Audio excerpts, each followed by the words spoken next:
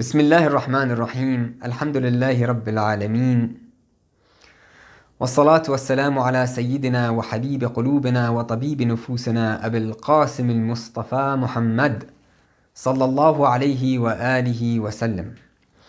أما بعد، قال الله سبحانه وتعالى في كتابه المجيد: أعوذ بالله من الشيطان الرجيم، بسم الله الرحمن الرحيم. وقال ربكم ادعوني أستجب لكم إن الذين يستكبرون عن عبادتي سيدخلون جهنم داخرين. Your Lord has said, call me and I will hear you. Indeed, those who are disdainful of my worship will enter hell in utter humiliation. Brothers and sisters, elders and scholars, Assalamu alaikum wa rahmatullahi wa barakatuh. My condolences and sympathies to the Islamic Ummah for the passing and martyrdom of Imam Ali alayhi salam. That happened a few nights ago. The anniversary occurred a couple of nights ago. It was from Imam Ali alayhi salam that we learned about the importance and significance of prayers. And inshallah, in tonight's session, we will talk about some of those effects of the prayers. Before we do, some jurisprudential issues with regards to fasting. The question is, am I allowed to brush my teeth with toothpaste, or am I allowed to wash my mouth with a mouthwash? And the answer to both of those questions is that yes, you may, as long as you ensure that nothing goes down the throat, you don't swallow anything. Now, with regards to prayers, we've already had 2 sessions on prayers. We've had a session about how we as believers need to guide ourselves and our families towards prayers. That was in the first session. 2 sessions ago, we discussed that. In the second session, in the last session that we had, we spoke about some of the hindrances, some of the things that take us away from prayers.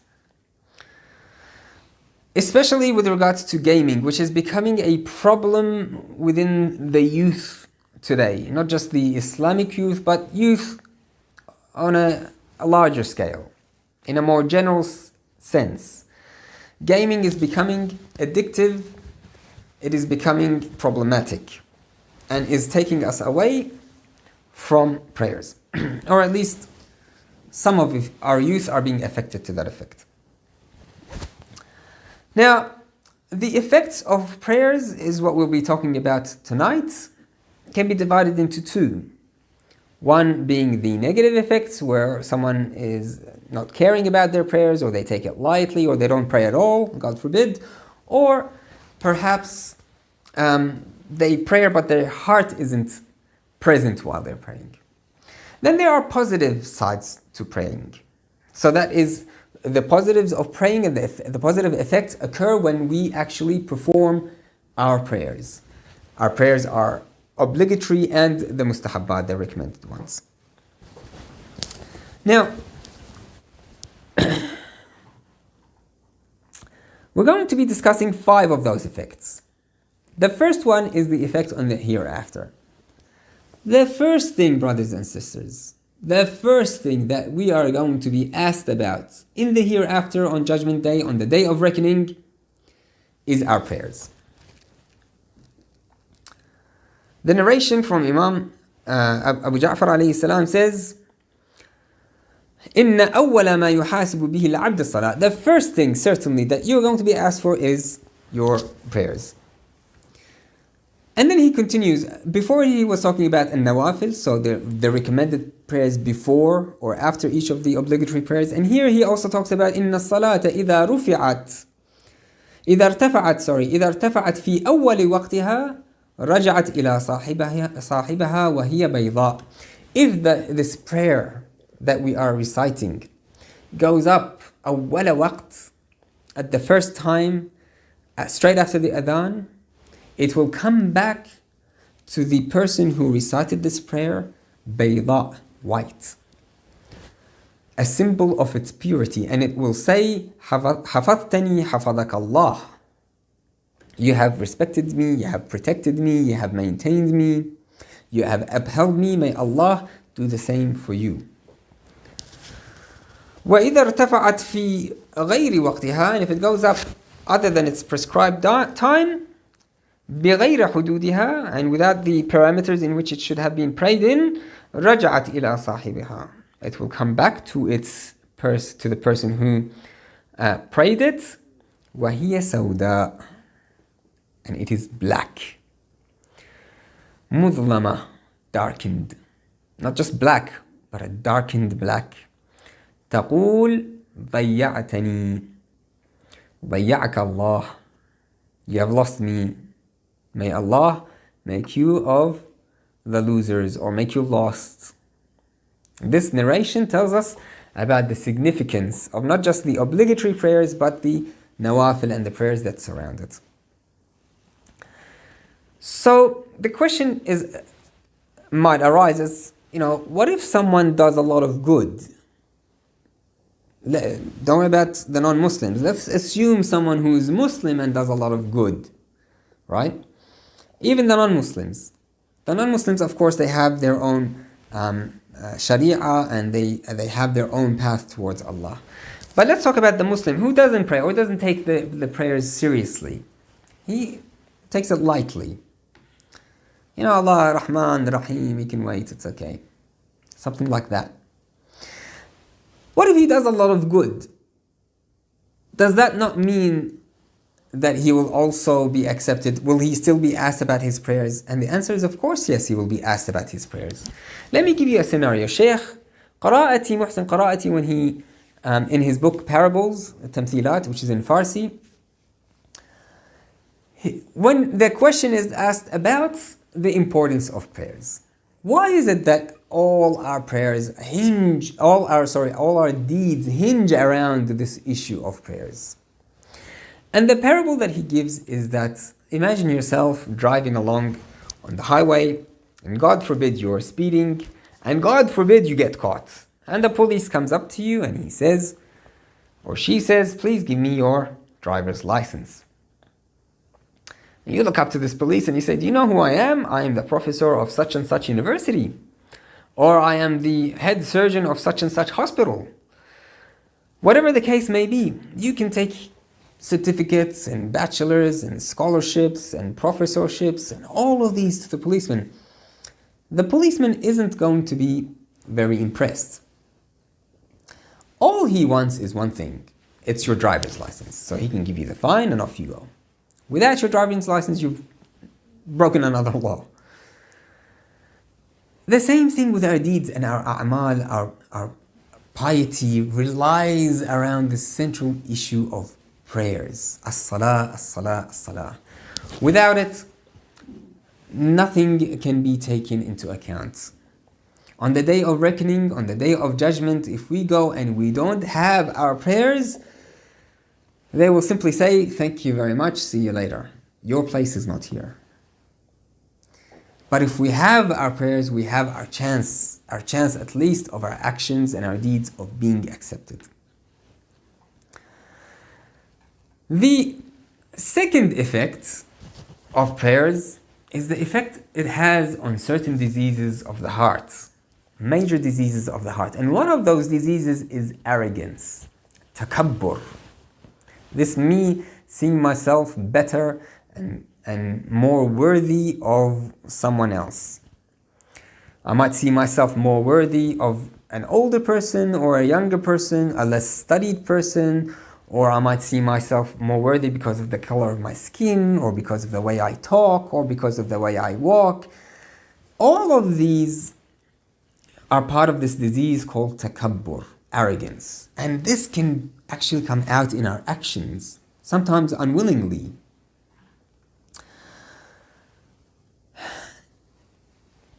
In this juz' we have a number of ayahs, and we'll get to those ayahs in a minute, but this narration, فَرَضَ اللَّهُ الْإِيمَانَ تَطْهِيرًا مِنَ الشِّرْكِ.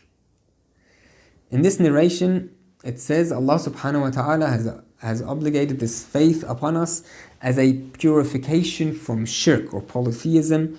وَالصَّلَاةِ, and this prayers is what? It's a purification from al-takabbur. Now, these ayahs here in this juz in Surah Al-Ghafir, ayah number 27, it says, وَقَالَ مُوسَى إِنِّي عُذْتُ بِرَبِّي وَرَبُّكُم مِّن كُلِّ مُتَكَبِّرٍ لَا يُؤْمِنُ بِيَوْمِ الْحِسَابِ. So Moses alayhi salam says, I seek the protection of my Lord and your Lord from every arrogant one who does not believe in the day of reckoning. You see, he's seeking refuge and protection of my Lord from these people. You know, when you say, A'udhu billahi minash shaitanir rajim, it's not like, it's okay, I want to talk to you guys.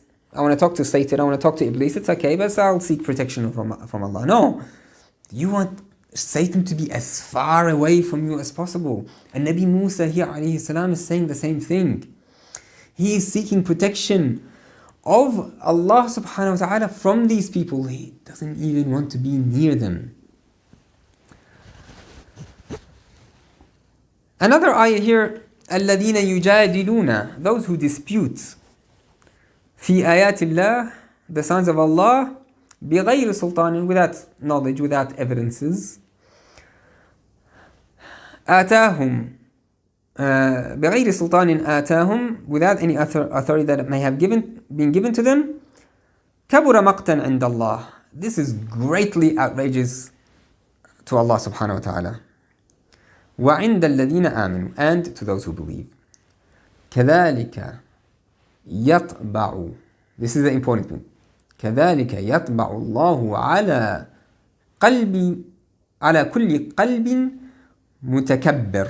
على كل قلب متكبر جبار. And this is how Allah seals the heart of every arrogant tyrant. I'll recite it again. كَذَلِكَ يَطْبَعُ اللَّهُ على كل قلب متكبر جبار.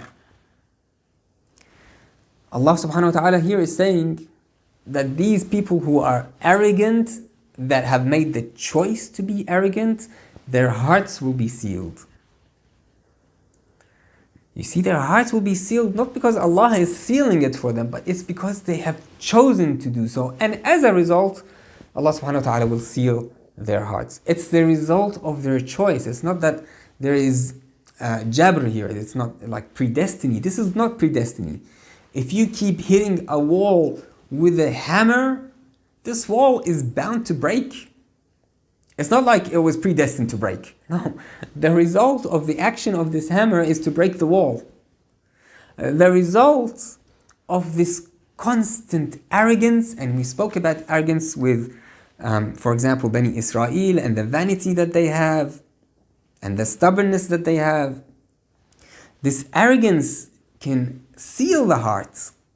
It's a sabab, it's a cause of sealing the hearts.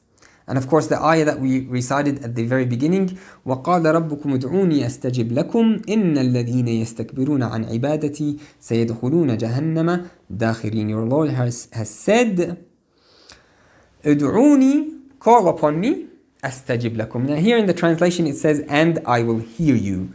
There is no and in this ayah, firstly. In other words, Allah subhanahu wa ta'ala didn't say, ادْعُونِي وَأَسْتَجِبْ لَكُمْ, or so I will answer you or reply to you rather than hear you.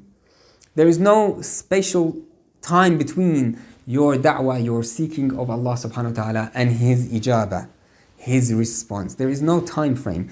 ادعوني, and I will immediately astajib lakum. إِنَّ الَّذِينَ يَسْتَكْبِرُونَ, certainly those who are arrogant, عَنْ عِبَادَتي, they are arrogant with regards to my worship. سَيَدْخُلُونَ جَهَنَّمَ دَاخِرِينَ, they will certainly enter hell with utter humility and humiliation. There are other ayahs inshallah, but we will leave it there. Now, another effect here, so we've spoken about two effects so far. The first one is the effect in the hereafter and the acceptance of your deeds inshallah. And the second effect is this effect that we just discussed, the healing of the heart and takabbur. The third effect is that your prayers become answered. And it's interesting how we pray is also explained to us in the Quran, which we'll get to in a minute. In the narrations and in the Quran, of course. But we'll talk about one in the narration. من أدى فريضة, this is from the Prophet sallallahu alaihi wasallam, من أدى فريضة فله عند الله دعوة مستجابة. Whoever performs a wajib worship, Allah subhanahu wa ta'ala will answer one of his supplications. So after, now one of the worships, it didn't specifically say prayers here, but obviously prayers is included. So after every prayer that is an obligatory prayer, brothers and sisters, I ask you that you supplicate to Allah for some of the things that you need. And the most important, of course, that we need right now in this time is al-faraj. Allahumma ajil li waliyik al-faraj. In the same, at the same time, there's an ayah, and of course we read also in Jawshan Kabir, there are lots of times in Jawshan Kabir, lots of times that emphasize this issue of rizq that comes from Allah subhanahu wa ta'ala. Allah subhanahu wa ta'ala is the one that gives rizq. He is Malikul Mulk. He owns everything.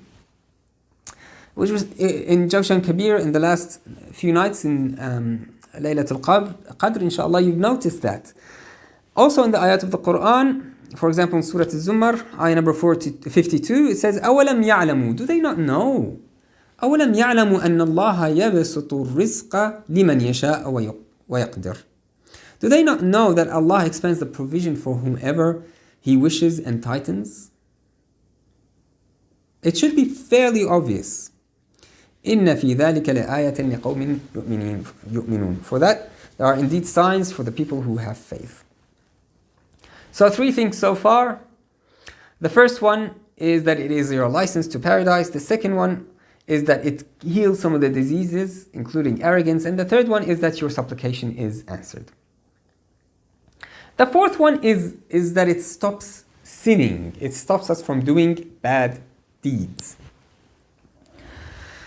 Imam Sadiq alayhi salam says that this prayer is a protection of the believer. It protects the believer from doing al-ma'asi, sins, sinful acts, ma dama fi salatihi, as long as he is in the state of prayers. And then he recites this ayah from the Holy Quran. He says, قال الله عز وجل قال الله عز وجل إن الصلاة تنهى عن الفحشاء والمنكر, in Surah Al-Ankabut, number 45. Certainly the prayers ends or prevents someone from doing these dreadful deeds. The fifth and last one that inshallah we will be discussing tonight is inshallah the issue of sustenance. And if you remember, we spoke a little bit about that with regards to Salatul Layl a few nights ago.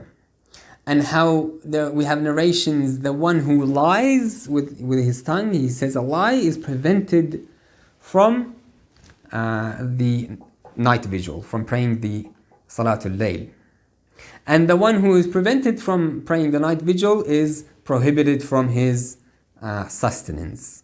So we can deduce from that the Salatul Layl is in itself a cause of our sustenance. And Sayyid al-Tabatabai, rahmatullah alayh, his teacher came to him and he said to him, to Sayyid al-Tabatabai, if you want this world and al-akhirah, alayka bi Salatul Layl, you must recite Salatul Layl.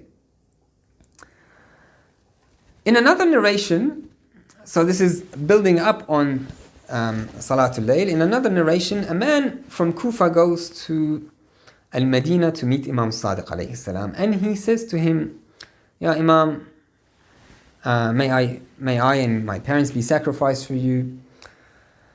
I have lost everything. Some certain circumstances have occurred not in his favor, and he ends up losing a lot of wealth. The Imam asks him, do you have a shop in the bazaar? And he says yes. Is it open? And he says no. The Imam says, go clean it up, straighten it up, open your business once again, open it in the bazaar again. But before you go to the shop to open your business, pray 2 rak'at or 4 rak'at of prayers. And at the end of the prayers that you recited, say this dua, say this supplication. توجهت بلا حول مني ولا قوة. I go in this direction without any power or any energy. ولكن بحولك وقوتك. But with your power. Of course, he's talking to Allah subhanahu wa ta'ala. and your strength. I am innocent from any power and strength. إلا بك فأنت حولي ومنك القوة. For you are my power, and from you I have any sort of strength and energy. Allahumma farzuqni. Now here, brothers and sisters, this supplication that we have from the Imam is teaching us something. So please pay attention here. Farzuqni min fadlika al-wasi'. And so, O Lord, provide me from your sustenance, from your vast favor. Rizqan kathira, tayyiban. Here, the Imam is teaching us that when we're asking for something from Allah subhanahu wa ta'ala, from the one who owns everything, from the one who has created everything, from the one who gives the rizq and sustenance to people and takes it away from people. The Imam is teaching us here that we should ask for an abundant rizq and sustenance. We shouldn't just satisfy ourselves with asking, oh Allah subhanahu wa ta'ala, inshallah, inshallah I get my income for this fortnight. Or inshallah I get a loan approved. Baba, a loan approved? Why don't you ask for sustenance? Ask for a house, ask for a large piece of... Oh Allah, for example, inshallah I can afford to buy an apartment. Why are you asking for an apartment? Ask for acres. Allah subhanahu wa ta'ala will answer your prayers. The Quran says, "Ad'uni astajib lakum." But we have to verbalize, we have to put these requests that we have, these desires that we need in our hearts. We need to verbalize it in a supplication, and the best supplications are from the Quran and the Ahlul Bayt. وأنا خافض في عافيتك فإنه لا يملكها أحد غيرك. And here is, the Imam continues, and I am immersed in your afiyah, for no one owns it except you, O Allah subhanahu wa ta'ala. The other thing here is that not just rizq kathir but tayyib. So this again goes above the point of halal rizq. It needs to be a tayyib rizq. So Allah subhanahu wa ta'ala may He give us that halal, tayyib rizq kathir for everyone and everyone who is here listening to this lecture and their families, inshallah. So, in conclusion, let's wrap this up very quickly. This ayah that we have recited at the start, and we'll recite again here. وَقَالَ رَبُّكُمْ ادْعُونِي أَسْتَجِبْ لَكُمْ. Allah subhanahu wa ta'ala is saying, and I know I'm repeating this a lot, but it's very important that we get this. Our rizq and our sustenance, our health and our wealth, our well-being, psychologically and physically, everything is from Allah subhanahu wa ta'ala. Ad'uni astajib lakum. But who is He going to reply to? He's not going to reply to everyone that calls upon Him. There are secrets, there are things that we need to perform. We have to be obedient to Allah subhanahu wa ta'ala. We have to worship Him. And the prayers is the least of our worship. Arrogance is the worst of the diseases in the heart. It is a disease. It's one of the worst diseases. إِنَّ الَّذِينَ يَسْتَكْبِرُونَ عَنْ عِبَادَتِي. Those who are arrogant, I'm not going to do sujood, man. What are you talking about? I got work to do. I got movies to watch. I got, my wife to look after. A'udhu billah, I got my girlfriend to look after. This is istikbar. There are stories of even thieves that go out and they, in the middle of their activity of their theft, they go and pray, and the guys are looking at them. It's like, why are you praying? You're stealing. You see, the prayer can save these people. Whatever you're doing, at least keep praying. At least, brothers and sisters, heads have rolled. Imam Ali alayhi salam, he was struck on the head as he was rising up from his sajda. And what did he say? Fiztu Rabbil Kaaba. I have succeeded, I am victorious by the Lord of the Kaaba. You see, He was assassinated in the best position, in the best place, in a masjid, in the best of nights, في ليلة القدر. This is the shahada, the martyrdom that we should be seeking. Don't let it go. This prayer, don't let it go. Heads have rolled and blood has been spilled in Karbala. We cannot, the least that we can do is that we don't put our martyrs and our imams to shame. Because if we take our prayers lightly, a'udhu billah, that is putting the imams to shame. لا ينال شفاعتنا من استخف بالصلاة. No, even the shafa'ah that we are looking for. We call ourselves Shia of Ahlul Bayt, Shia of Imam Ali, Shia of Imam Hussein, alayhim afdal as-salatu was-salam, relying upon their shafa'ah and intercession. If we don't take our prayers seriously, if we don't pray them on time, if we don't look after our prayers, there is no shafa'ah. These tears that we shed in Muharram, the sadaqat that we give, the first thing that we are looking for, we being Allah subhanahu wa ta'ala, and in the day of reckoning, the first thing that they look for is our salah. And it has a real effect. The effects that we have are many. One of the ayahs that really, really keeps me thinking, and we'll finish off there before we wrap up, this ayah in Ali Imran, Surah Ali Imran and Mubarakah, ayah number 113 here, it's talking about Ahlul Kitab, right? And specifically Bani Israel. After everything that has been said about Bani Israel, they break all the covenants and they do this and that. He says, Laysu sawa, they're not all equal. Why? Min Ahlil Kitab, from amongst a very few. From amongst those Ahlul Kitab, Ummatun Qa'imatun Ana'il Layl. There's a group of people, an ummah of these people, that stand up in the heart of the night, in the middle of the night, Yatluna ayatillah. They recite the ayat of Allah subhanahu wa ta'ala. Wahum yasjudun. And they are in the state of prostration. This ayah is not talking about Muslims.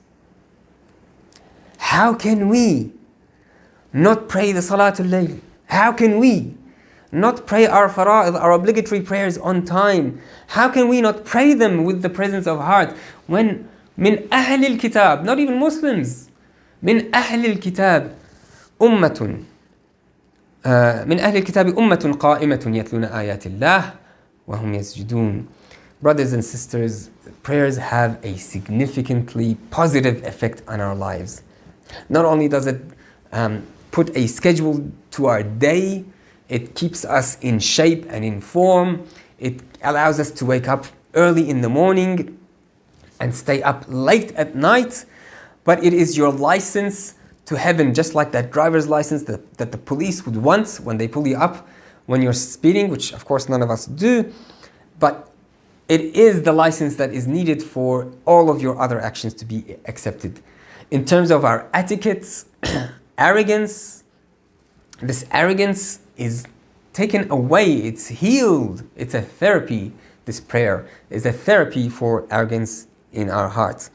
Your prayers are answered, your supplications are answered, so pray to Allah subhanahu wa ta'ala at the end of every prayer. Say, oh Allah, give me rizq and sustenance, and give me health and wealth, and give me, Allahumma ajjal li waliyak al-faraj. Pray all these things, and don't ask for tiny, unimportant things. Ask for the things that only Allah subhanahu wa ta'ala can give you. It stops you from sinning, and it is a sustenance. It is our rizq. Inshallah, you have found this session helpful. Allahumma Rabbi Shahri Ramadan alladhi anzalta fihi al-Qur'an. O the Lord of the month of Ramadan, in which you have sent in it the Holy Qur'an, وَافْتَرَضْتَ عَلَىٰ عِبَادِكَ فِيهِ الصِّيَامِ, and obligated upon your worshippers the fasting. صل على محمد وآل محمد وارزقني حج بيتك الحرام في عام هذا وفي كل عام. And oh Allah, grant me the pilgrimage of your sacred house in this year and in every year that follows. واغفر لي تلك الذنوب العظام, and forgive me those great sins of mine, فإنه لا يغفرها غيرك يا رحمن يا علام, for it is only you, O Allah subhanahu wa ta'ala, O merciful, O ever knowing, who will forgive them. Brothers and sisters, thank you so much for listening and for spending your time with me. I'm very grateful to that. وآخر دعوانا أن الحمد لله رب العالمين والسلام عليكم ورحمة الله.